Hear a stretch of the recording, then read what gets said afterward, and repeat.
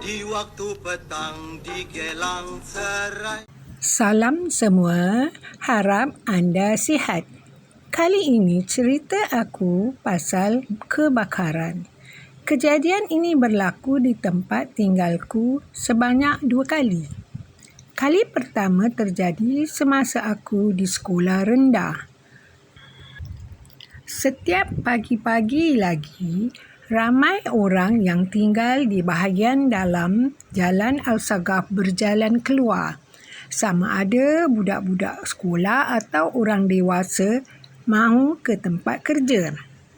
Waktu itu, kerja tak ada untuk orang-orang perempuan. Perempuan yang hendak mencari wang terpaksalah bekerja menjadi amah.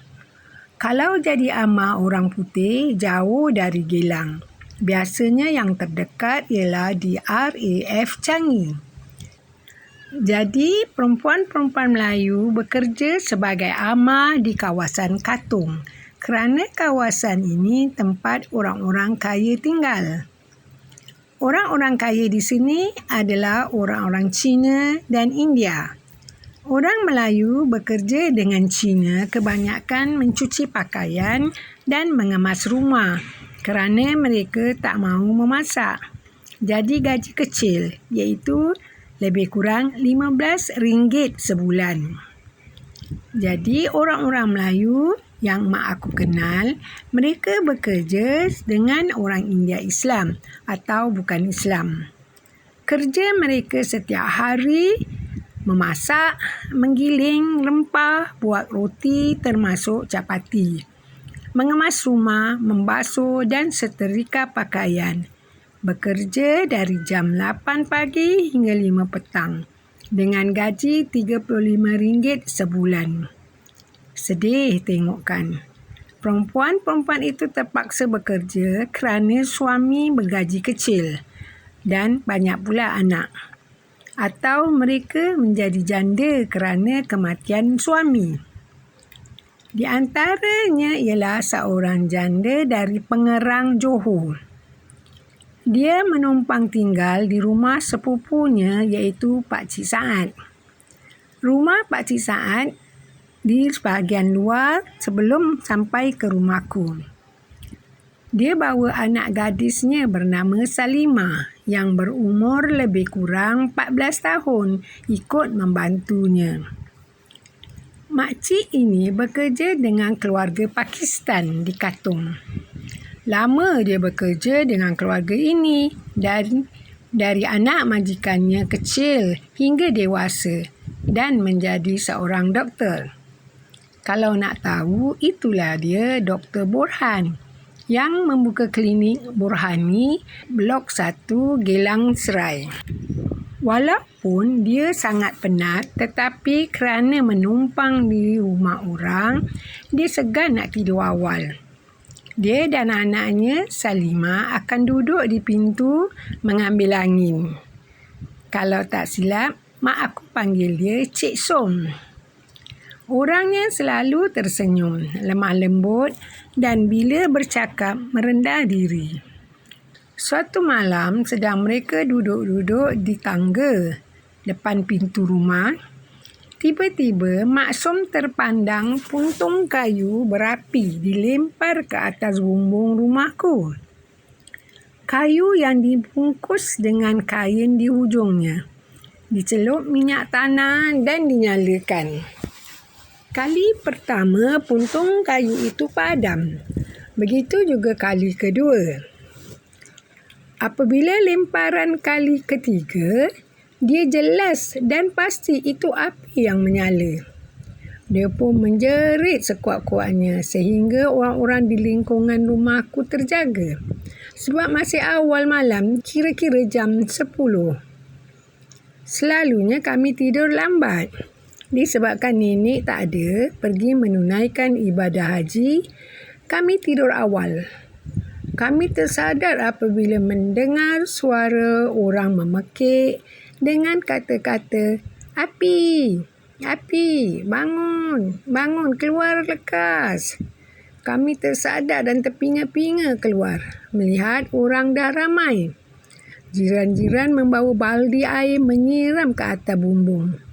Api menyala di bumbung antara bilik tidur kami dengan bahagian dapur.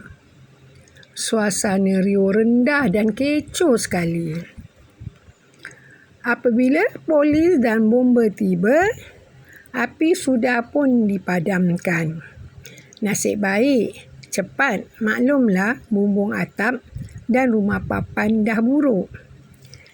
Jika Makcik Som biarkan, mungkin api besar dan meranapkan rumah kami. Bayangkan yang keluarga aku sedang tidur. Mak, 2 budak sekolah rendah dan abangku di sekolah menengah. Polis terjumpa beberapa batang puntung kayu yang berbalut kain di bahagian hujung di belakang rumah bersama tin minyak tanah. Besok pagi, polis datang lagi dan menyoal siasat Mak.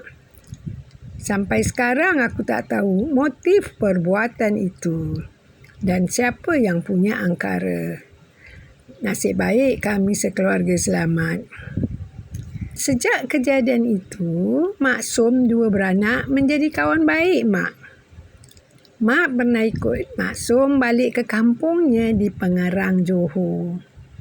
Kami terhutang budi dengannya. Kalau dapat, aku ingin bertemu dengan keluarga ini lagi.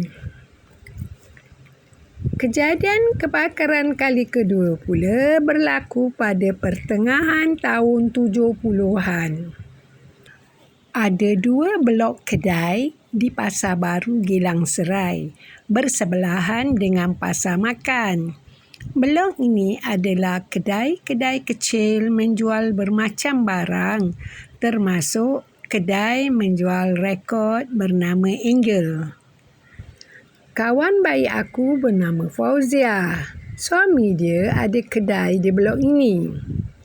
Dia menjual pakaian seperti seluar jeans, jaket, t-shirt, dompet kulit dan lain-lain pakaian lelaki. Kedainya berhadapan dengan kedai Ibrahim Pendek, iaitu pelakon filem-filem Melayu. Dia juga menjual barang-barang pakaian lelaki sama seperti kawan baik aku itu. Suatu petang, agak-agak jam 3, mereka sedang duduk berbual-bual kerana belum ada pelanggan. Tiba-tiba, mereka terdengar orang menjerit, "Rumah terbakar!" Suaminya pun melihat ke arah api kebakaran itu, yang betul-betul kawasan rumahku. Pasar Geylang tak jauh dari rumahku. Dia pun minta tolong Ibrahim Pendek tengokkan kedainya sementara dia nak pastikan tempat kebakaran itu. Bila dia tiba, dia melihat memang kawasan rumahku sedang terbakar. Mereka tak boleh mendekati tempat itu sebab dikawal polis. Jadi, dia pun telefon isterinya Fauzia yang sama tempat kerja dengan aku. Apabila dapat berita itu daripada kawanku, aku terperanjat, lemah segala lutut serta ketakutan sebab di rumah yang tinggal hanya nenek dan mak sahaja. Nasib baik, setelah mendapat izin dari ketua, Fauzia menghantar aku pulang dengan keretanya. Dia memandu laju melalui jalan Sims Avenue yang sudah pun ditutup untuk semua kenderaan. Sampai di simpang Jalan Al-Sagaf, orang sudah ramai mengerumuni kawasan itu. Aku terpaksa berdiri bersama orang ramai melihat kebakaran itu. Hatiku berdebar-debar ketakutan tentang keselamatan nenek dan mak. Aku masih tak boleh masuk ke kawasan rumah. Agak-agak sejam kemudian, penduduk yang terjejas saja dibenarkan masuk. Pertama sekali aku lihat nenek dan mak berada di halaman rumah depan orang-orang Melaka. Senang hati melihat mereka selamat. Rupa-rupanya, punca terbakar ialah dapur gas yang meletup dari dapur rumah orang Cina yang di hujung, di tepi longkang besar. Jadi, pihak bomba menyiram air pada rumah-rumah yang berdekatan sederet, depan dan belakang tempat terbakar supaya api tidak merebak. Hanya dapur rumah Cina itu saja yang terbakar.